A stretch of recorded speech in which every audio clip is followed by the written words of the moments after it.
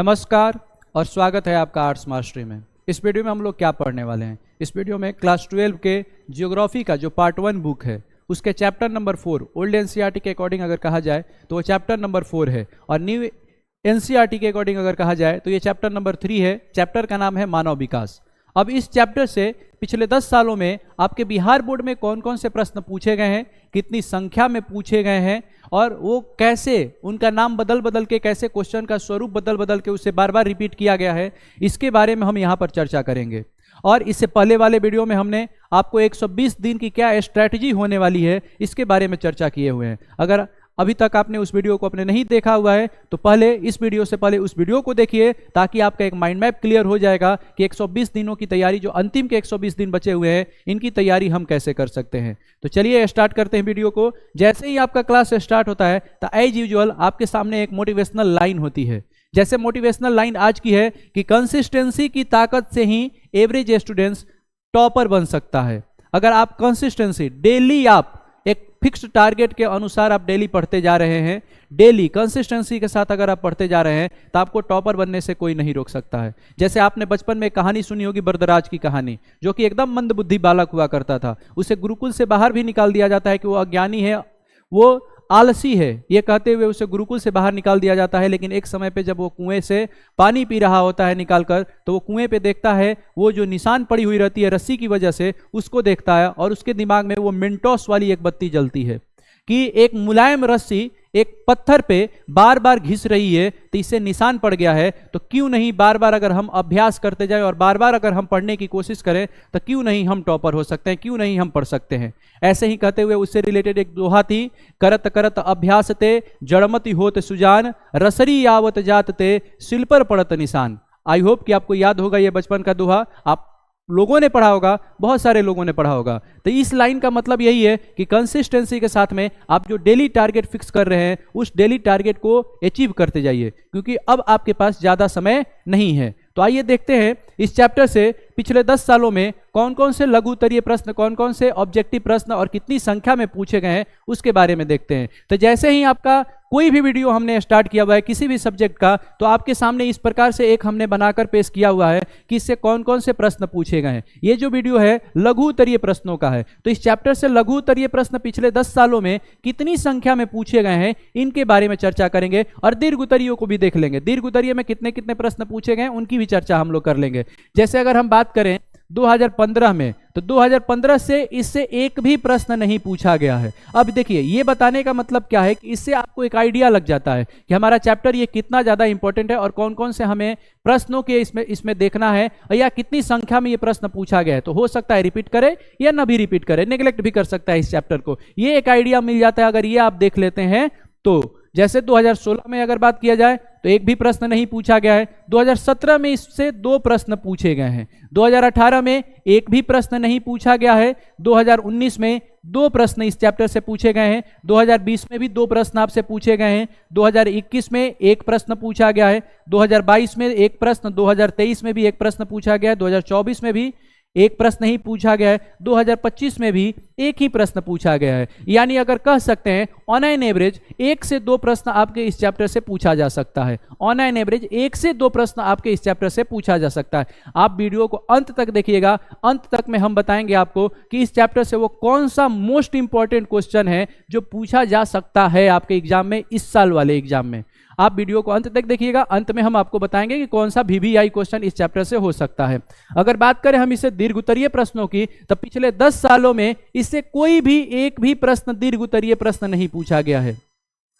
इस चैप्टर से एक भी दीर्घ उत्तरीय प्रश्न नहीं पूछा गया है। 2015 एक भी नहीं, 16 एक भी नहीं, 17 एक भी नहीं, 18 एक भी नहीं, 19 एक भी नहीं, 20 में भी एक भी नहीं, 21 में भी, 22 में भी, 23 में भी, 24 में भी और 25 में भी। यानी एक भी प्रश्न लॉन्ग क्वेश्चन आपका नहीं पूछेगा। 5 नंबर का प्रश्न आपसे इस चैप्टर से एक भी नहीं पूछेगा। तो इस चैप्टर के जो 5 नंबर वाले प्रश्न हैं, आप उन पर ध्यान न देकर अपना समय बचा सकते हैं। जैसे अगर देखा जाए, अगर ऑब्जेक्टिव प्रश्नों की देखा जाए तो ऑब्जेक्टिव प्रश्न इस चैप्टर से कितने पूछे गए हैं, तो 2015 में एक भी नहीं, 2016 में भी एक भी नहीं, 2017 में भी एक भी नहीं, 2018 की अगर बात किया जाए तो एक प्रश्न पूछा गया, 2019 की अगर बात किया जाए तो 2 प्रश्न पूछा गया, 2020 की अगर बात किया जाए तो 2 प्रश्न पूछा गया, 2021 में एक भी नहीं, 2022 में एक प्रश्न पूछा गया, 2023 में एक भी नहीं, 2024 में एक प्रश्न पूछा गया, 2025 में 2 प्रश्न पूछे गए हैं इससे। यानी ऑब्जेक्टिव का भी हम कह सकते हैं कि ऑन एन एवरेज इस चैप्टर से 1 से 2 प्रश्न ऑब्जेक्टिव में पूछेगा,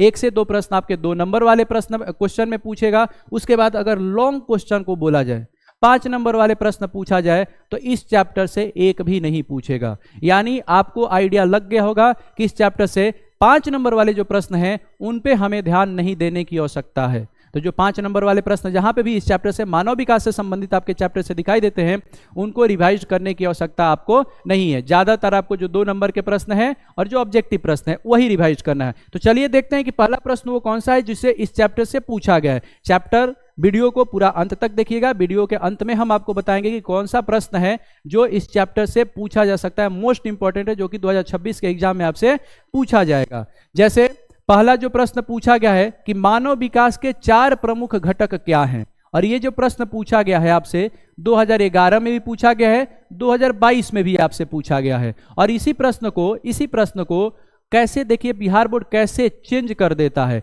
और इसी को चेंज करने के बाद क्या होते हैं, विद्यार्थी इसमें फंस जाते हैं, स्टूडेंट फंस जाते हैं कि अरे ये तो घटक पूछ दिया और ये 4 स्तंभ पूछ दिया, अब इसमें होगा क्या, अब इसमें होगा क्या। यही केवल शब्दों की हेराफेरी अगर समझ में आ जाती है तो बिहार बोर्ड का क्वेश्चन पूछने का तरीका हमें समझ में आ जाएगा और टॉपर बनना आसान हो जाएगा। जैसे अथवा में इसी प्रश्न को क्या कर दिया है कि 2017 में और 2024 में भी रिपीट किया है, लेकिन शब्दों की हेराफेरी करके। जैसे मानव विकास के 4 स्तंभों के नाम लिखिए, यहां पे 4 प्रमुख घटक कौन से हैं ये पूछ दिया गया है, और यहां पे आपसे 4 स्तंभ के नाम लिखिए ये प्रश्न पूछा गया है। एज यूजुअल जब आपने चैप्टर पढ़ा होगा तो उसमें इसके 4 स्तंभों के बारे में बात किया गया होगा। जैसे आपको आंसर अगर लिखना है तो 4 स्तंभ के बारे में कैसे लिखेंगे कि मानव स्तर के 4 स्तंभ निम्नलिखित है, या यहां पे लिख सकते हैं कि मानव विकास के 4 प्रमुख घटक निम्नलिखित है। स्तंभ लिख सकते हैं या घटक लिख सकते हैं, दोनों एक ही बातें हैं।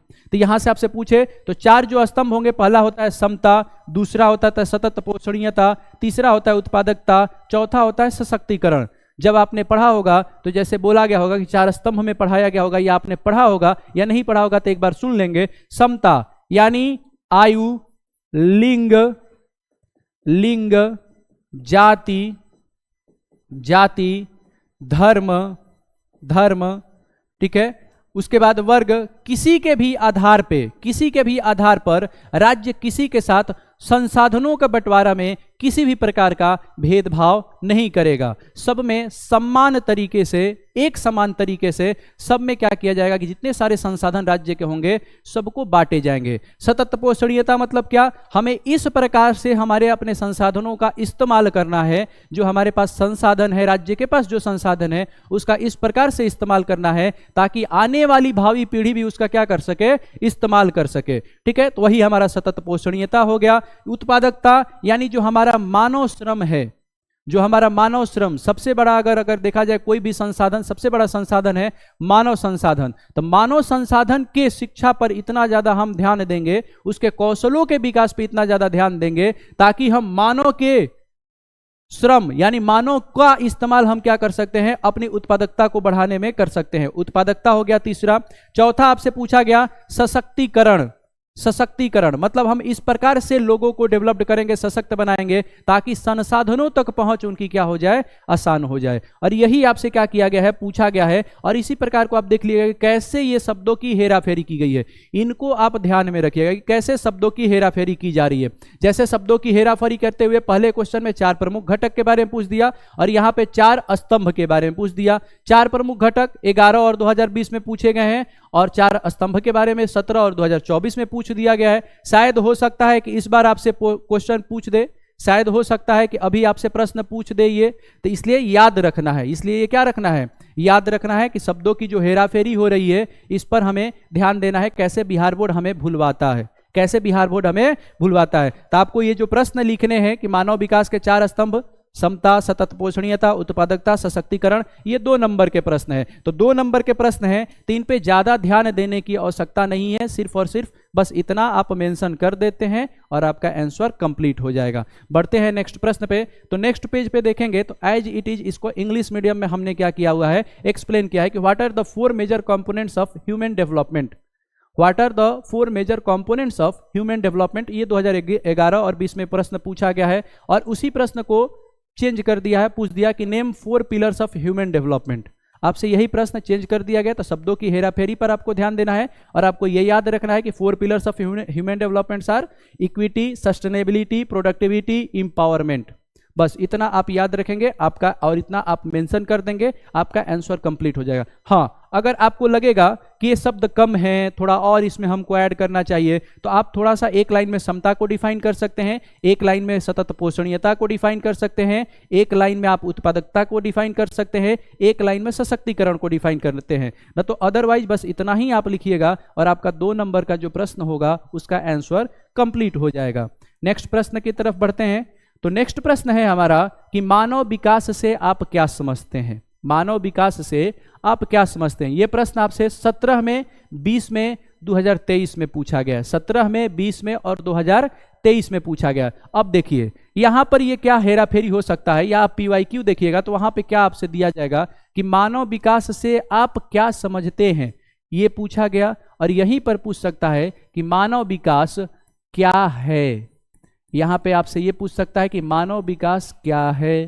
तो इसको भी ध्यान रखना है, आप क्या समझते हैं और क्या है, दोनों में भी हमें अगर डिफिनीशन ही इसका लिखना है कि मानव विकास क्या है, दोनों ही डिफिनीशन लिखना है। अब जैसे हम जानते हैं, या चैप्टर आपने पढ़ा होगा तो उसमें पढ़ा होगा कि डॉक्टर महबूब उल हक क्या करते हैं कि मानव विकास के बारे में, और अमर्त्य सेन सबसे पहली बार मानव विकास के बारे में बात करते हैं। यानी जो पहले मानवों का विकास देखा जा रहा था तो वो देश की अर्थव्यवस्था पर देखा जा रहा था। यानी मानव विकास टोटली अगर कोई कहीं केंद्रित हुआ करता था तो देशों की अर्थव्यवस्था पे, जिसकी जितनी ज़्यादा बड़ी अर्थव्यवस्था हुआ करती थी उसकी उतनी ही ज़्यादा वहाँ पे मानवों का विकास ऐसा माना जाता था।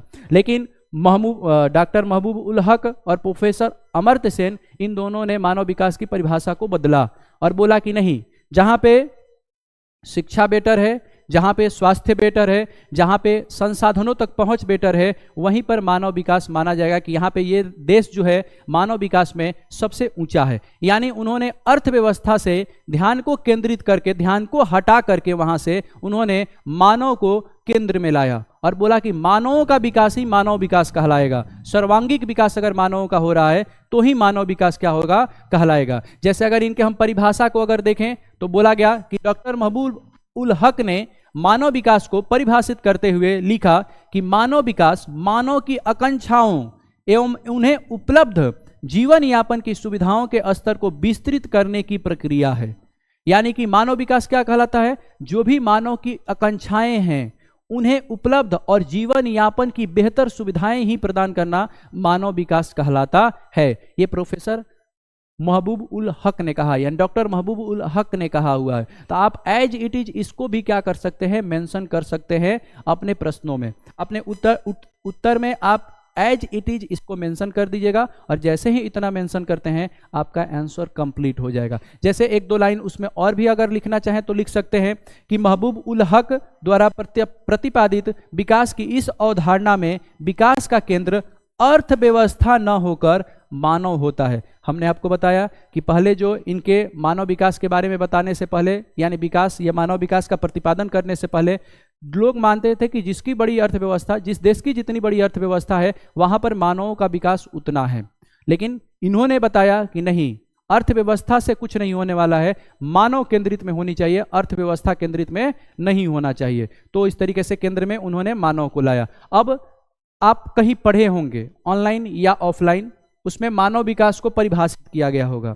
ठीक है, मानव विकास का डिफिनीशन उन्होंने लिखवाया होगा या आपने लिखा होगा या आपने पढ़ा होगा, तो आप उसको भी मानव विकास में क्या कर सकते हैं, परिभाषित कर सकते हैं। हमने आपको एक मॉडल आंसर बस दिखा दिया कि आप इसको ऐसे लिख सकते हैं, आपका प्रश्न ऐसे लिखा जा सकता है और इतने शब्दों में लिखा जा सकता है। लेकिन आप याद रखिएगा, जब भी मानव विकास को परिभाषित कीजिएगा तो डॉक्टर महबूब उल हक ने मानव विकास को क्या परिभाषित किया हुआ है, इसको लिखिएगा। अगर इसको लिखेंगे तो आपका 2 नंबर देने से एग्जामिनर बिल्कुल भी हिचकिचाएगा नहीं। तो ये बातें याद रखिएगा। बढ़ते हैं नेक्स्ट स्लाइड पे। तो नेक्स्ट स्लाइड पे IGT जिसको इंग्लिश में लिखा गया है कि what do you understand by human development. तो जो भी बच्चा पार्टी इंग्लिश वाली है वीडियो को पॉज करके देख लेगी कि इसका हम मॉडल आंसर क्या लिख सकते हैं। बढ़ते हैं नेक्स्ट प्रश्न पे। तो नेक्स्ट प्रश्न हमारा है कि मानव विकास के 3 मूलभूत क्षेत्र कौन से हैं। ये प्रश्न आपसे पूछा गया है 2019 में। ये प्रश्न कब पूछा गया है? 2019 में पूछा गया है कि मानव विकास के 3 मूलभूत क्षेत्र कौन से हैं, या यही प्रश्न आपका चेंज कर दिया गया है। यही प्रश्न आपका चेंज कर दिया गया है 2021 में। शब्द बस चेंज हुए हैं, 3 के जगह पे आपसे क्या पूछ दिया गया? 2 पूछ दिया गया कि मानव विकास के 2 मूलभूत क्षेत्र कौन से हैं। तो बस हम लोग जानते हैं कि मानव विकास के लिए जो आवश्यक है स्वास्थ्य, शिक्षा और संसाधनों तक पहुंच। अगर ये कहीं पर बेटर है तो समझ जाइए वहां मानव विकास क्या है। अगर ये सब चीजें नहीं है, मूलभूत क्षेत्र आपको ये जो नहीं दिखाई दे रहे हैं, तो समझ जाइए कि वहां पे आपको मानव विकास बिल्कुल भी दिखाई नहीं दे रहा है। जैसे आप इसका आंसर कैसे लिख सकते हैं कि मानव विकास के 3 मूलभूत क्षेत्र निम्न हैं। पहला हो गया स्वास्थ्य, दूसरा हो गया साक्षरता, यानी यहां पे आप लिख सकते हैं शिक्षा को आप यहां पे लिख सकते हैं, और तीसरा हो गया संसाधनों तक पहुंच। अगर ये चीजें हैं तो ही वहां पे मानव विकास संभव है। एज इट इज बस इसको आप ऐसे लिख दीजिएगा, और लिखने के बाद आपका आंसर क्या हो जाएगा? कंप्लीट हो जाएगा। बढ़ते हैं नेक्स्ट प्रश्न पे। तो नेक्स्ट पेज पे आप देखेंगे एज इट इज, उसको हमने इंग्लिश में मेंशन किया है। तो जो भी बच्चा पार्टी इंग्लिश में वीडियो को पॉज करके देख लेगी कि क्या लिखा गया है, मेंशन किया गया है। नेक्स्ट प्रश्न। अब हमने बताया आपको कि इस प्रश्न से, इस चैप्टर से ज्यादा प्रश्न आपके नहीं पूछे गए। इस चैप्टर से बस महज 2 से 3 ही प्रश्न क्या किए गए थे? पूछे गए थे। लेकिन लास्ट में हमने आपको एक होमवर्क की तरह दिया हुआ है। CBSE में ये क्वेश्चन पूछा गया है। CBSE में 2008 में भी प्रश्न पूछा गया, 2015 में, 17 में और 18 में भी पूछा गया है। ये प्रश्न CBSE में पूछा गया कि विकास किसे कहते हैं, मानव विकास के 4 स्तंभों को स्पष्ट कीजिए। ये पूछा गया, 5 नंबर का प्रश्न है, CBSE में पूछा गया है। तो आई होप कि आप चैप्टर अच्छे से समझ गए होंगे और अच्छे से समझे होंगे, अच्छे से पढ़े होंगे। तो आप इसको घर पे एक बार प्रैक्टिस कीजिएगा। हाँ, लेकिन याद रखिएगा कि ये विकास पूछ रहा है, ठीक है? ये विकास पूछा गया है, न कि मानव विकास पूछा गया है। तो यहाँ पे मानव विकास का डिफिनीशन नहीं लिखना है। यहाँ पे आप चैप्टर स्टार्ट हुआ होगा तो विकास और वृद्धि को पढ़े होंगे। विकास और वृद्धि मात्रात्मक होता है और विकास गुणात्मक होता है। आपने ये सब चीजें पढ़ा होगा। तो उसी विकास को यहाँ पर क्या करना है? डिफाइन करना है। और वो विकास को डिफाइन करते हुए यहाँ पे मानव विकास के जो 4 स्तंभ हैं, जिसमें हमने पहले नंबर ही प्रश्न में आपको बताया, समता, सतत पोषणीयता, उत्पादकता और सशक्तिकरण, इन चारों को यहां पर क्या कर देना है? व्याख्या कर देना है। आपका आंसर कंप्लीट हो जाएगा। तो खुद से अपने आप से एनालिसिस अपने आप का करना है और इसका प्रश्न लिखना है। तो हमने आपसे एक प्रॉमिस किया था कि वीडियो के अंत में आपको बताएंगे कौन सा प्रश्न VVI है इन तीनों चारों प्रश्न में इस चैप्टर से। तो ज्यादातर आपको जो ध्यान देना है, आपको सिर्फ और सिर्फ इस प्रश्न पर क्या करना है? ज्यादा ध्यान देना है। ये जो है, ये आप इसको VVI मार्क कर लीजिएगा। ये आपसे पूछेगा ही पूछेगा। मानव विकास से आप क्या समझते हैं, ये प्रश्न पूछेगा ही, ठीक है? और एक जो पहला प्रश्न आपको हमने बताया, ठीक है, पहला प्रश्न जो हमने आपको बताया कि मानव विकास के 4 प्रमुख घटक हैं, इनको भी आप VVI की तरह ही लीजिएगा। ये भी आपके एग्जाम में पूछा ही जाएगा। अगर इस चैप्टर से क्वेश्चन पूछेगा तो इन 2 क्वेश्चन के अलावा आपके चैप्टर से कोई भी लघु उत्तरीय प्रश्न नहीं पूछेगा, ठीक है? तो आई होप कि आपको अच्छे से समझ में आ गया होगा कि इस चैप्टर से कौन कौन से प्रश्न पूछे गए हैं और कौन कौन से प्रश्न पूछे जा सकते हैं। कौन सा इस चैप्टर से हमारा VVI प्रश्न है, ये आपको अच्छे से समझ में आ गया होगा। और साथ ही साथ आपके सामने हमने एक CBSE का भी प्रश्न लगाया हुआ है। तो आप CBSE के प्रश्न का खुद से आप आंसर लिख कर देख सकते हैं, एनालिसिस कर सकते हैं। और इसको भी हमने बता दिया हुआ कि आपको इसमें क्या लिखना है। तो खुद से आप अपना एनालिसिस कीजिए। और इससे पहले वाला जो वीडियो अगर अभी तक आपने नहीं देखा है तो उसको देख लीजिए। उसमें हमने बताया है कि 120 दिन की क्या आपकी स्ट्रैटेजी होनी चाहिए, जो अंतिम 120 दिन है उसकी क्या स्ट्रैटेजी होनी चाहिए। ऐसे ही हंसते रहिए, मुस्कुराते रहिए। और अगर चैनल पे नए हैं तो चैनल को सब्सक्राइब कर लीजिए। और वीडियो अच्छा लगे तो लाइक कर दीजिए, और कोई भी कंफ्यूजन हो तो कमेंट कर दीजिए।